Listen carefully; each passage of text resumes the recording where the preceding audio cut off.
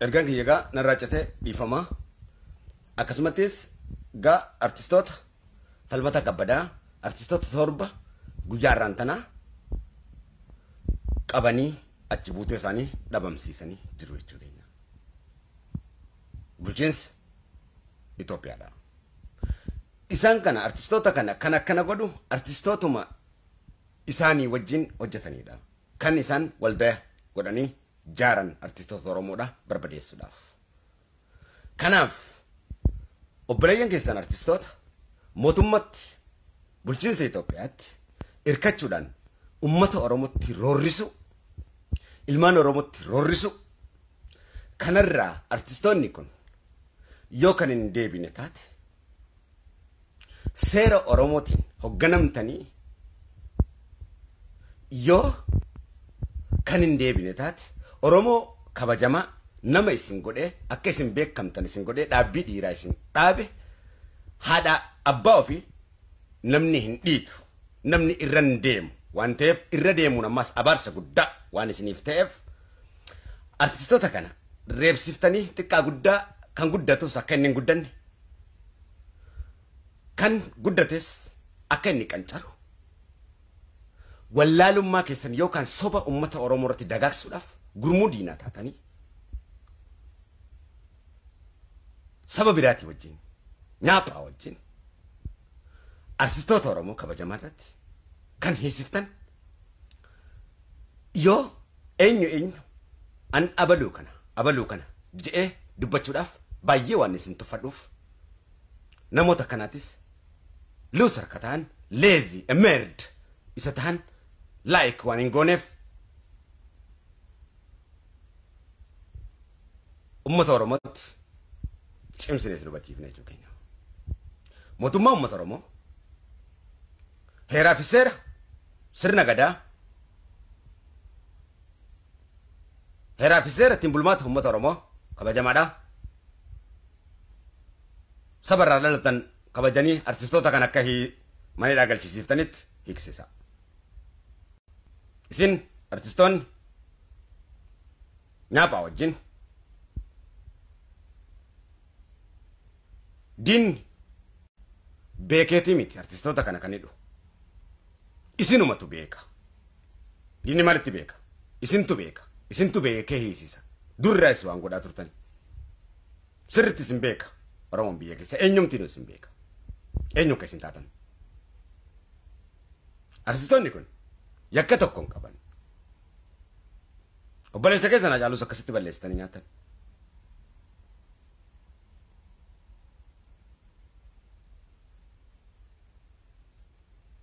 Erga nyaaphaatti hirkattan nyaapha akka uummanni Oromoo miidhin hin miine gochuu isinirra jira malee nyaaphaa wajjin as garagaltanii hambaa wajjin as garagaltanii dhiigaa fi sanyii lafee fi nyaachuu jechuun harka nyaatu waan ta'eef harka nyaatu murree ofirraa darbina.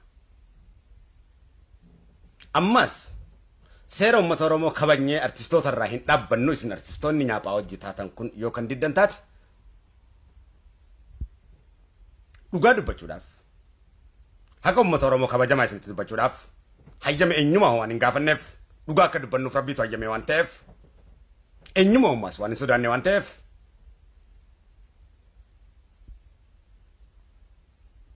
seeraa fi heera uummata Oromoo ni caale jiru seera rabbii malee. Mootummaan uummata Oromootis caale eenyummaan nu irratti hin jiru. Uummata Oromootiin ala eenyumtiin uummaas nu hoogganuu hin danda'u. Mootummaan keenya uummata keenyaa achi hin jiru.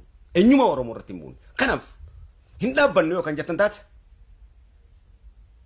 awwaboo foors gita waraanaatiin ejjennoo isin irratti mirkansa. Cimseetiin hubachiisu. Eenyu akka ta'an sirriitti nu beektan waan ta'eef. Qaamaan nu beektan ijaan sirriitti nu beektan jechuu keenya. Guutuu Oromiyaa keessatti maal akka nuti ta'an sirriitti nu beektan jechuu keenya. Kaleessaas isin guraa turre artistoota isin dhoowwaa turre. Ergaa caaluu akkas goosiftanii booda obsa biraa tokkollee akka isin hin qabne cimsinee jiru. naamusaa fi seera uummata Oromoo sagalee uummata Oromoo ukkaamsine yookaan jettan taate uummata Oromoo ni caalan jiru waan ta'eef uummata Oromoo irratti tasa isin hin dhiifnu. Tasa isin hin dhiifnu. Tasa isin hin dhiifnu. Gochi isin hojjechaa jirtan isin obsinee dangaala dabree jira. Ergas jaallawwan hoggansi waraanaa gara jaalmooyitiin gara hedduudhaan isin bira ga'ee jira. Adabaa fi naamusa uummata Oromoo godhaa isin hin jenne diddaneettu. Kanaaf arras artistoota kana nyaattan waan ta'eef hin kabajnu seera Oromoo eega jettan nutis mootummaa isin hoogganu sar waan hin kabajneef nuti mootummaa isin hoogganamtaniin gartee gadi galuu waan hin beekneef nuti uummata Oromoo kabajamaadhaan hoogganamna waan ta'eef uummata Oromoo kabajamaarraa morma kee qabnee si dhorgina jechuu keenya. Caccabsinee si nyaanna jechuu keenya. Isuma kana. Kana gochuudhaaf uummanni Oromoo ergatti himanne booda erga sirraan labsa kabajaa qabu. Uummata Oromootti himne jechuu keenya. Mootummaa keenyatti himne jechuu keenya. Uummata Oromootti himne jechuu keenya. Uummata Oromootti eega himne booda uummanni Oromoo gocha isinitti dhufuuf ta'u. Isin dhorkina waan ta'eef eenyumtinu ibsa dhumaatiin isinii baase. Eenyumtinu isin duraan dhorkuu hin danda'u. Maaliif seeratti himannee jirra waan ta'eef. Yookaan Rabbi sodaattan taate yookaan Waaqa kabajan taate yoo haadha abbaa keessan kabajan taate ilmoon nama isaan dhalcheef ilmoodha waan taateef akkuma keessanitti ilmoo keessan guddifachaa cubbuu keessan guddifachaa warra dhugaa immoo akka ilmaan isaanii guddifanne akka jireenya isaanii hin jiraanne ugguru jechuun diinaaf gurmuu taatan jechuun kun Oromummaa waan ta'iniif Oromoo taatan jennee isin hin dhiifnu jechuu keenya. Isin hin dhiifnu jechuu keenya. Balaa feete isin lafa kan irratti bu'aa malee. Kanaaf anjaal milkiin cimseetiin isin hubachiisa. Cimseetiin isin hubachiisa. Cimseetiin isin hubachiisa. Akka hiisiftanitti dinqiisaas isin tuyisiisa stuudiyoo san keessee. Yakka tokko malee maaliif afaan Oromoo guddi yakki isaan qaba yoo jiraate Oromoo ta'uudhaa fi afaan Oromoo qofa dubbachuudha. Aadaa Oromoo dagagsuudha.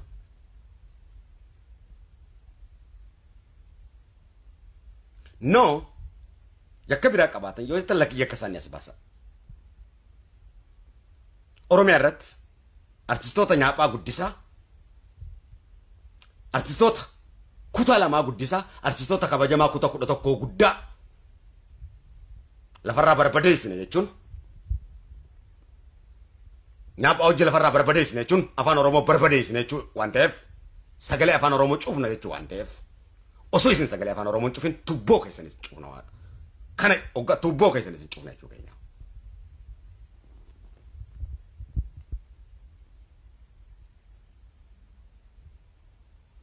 Feetu kutaa barbaadeetti dhaladhu eenyumaa oo ta'e nuti Oromiyaa fi Oromoo malee waan tokko waan hin beekneef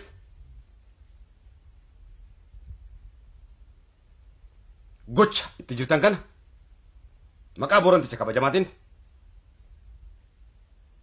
maqaa bareenticha kabajamaatiin maqaa uummata Oromoo kabajamaatiin kan kiristaanaatiin kan muslimaatiin kan waaqeffataatiin cimsinee si hubachiifna. Lakkii seera Oromoon fudhannu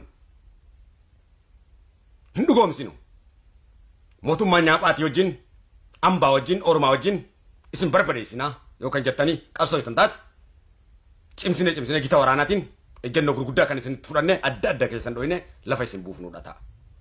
Fixadheetiin jira. Maqaa keessan kabajaman uummanni Oromoo maqaa uummata Oromoo kabajamaadhaan ana jaal milkii waboo foors bakkalcha odaa bultumii ana guddaa dabbal mootii gaaraati.